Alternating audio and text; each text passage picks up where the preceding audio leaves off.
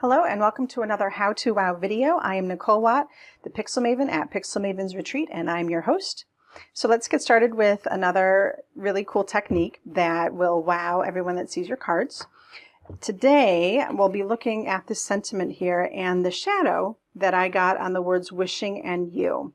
This is pretty simple, but you do need a Stamp-A-Majig or something that will allow you to align things slightly off from each other. And in this case I'm going to use basic black, and I thought I would use tempting turquoise so that it would show up a little more in the video.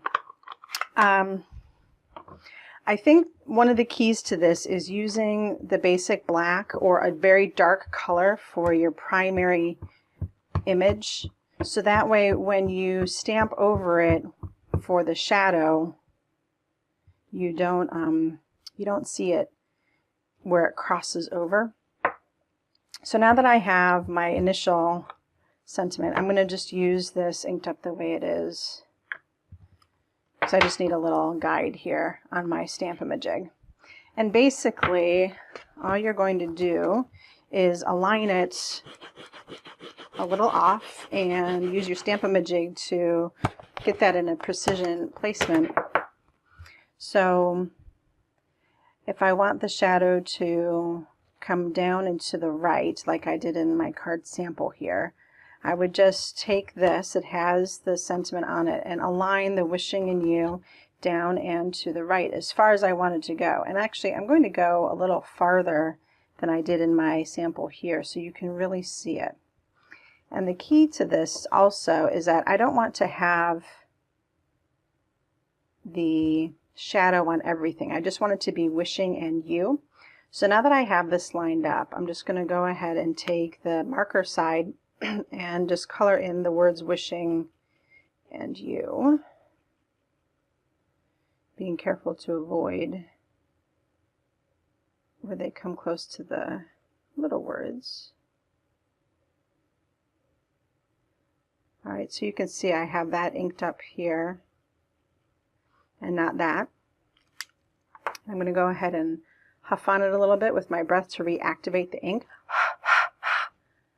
Alright, and then I should just be able to stamp this, and you can see now that I have a nice shadow here.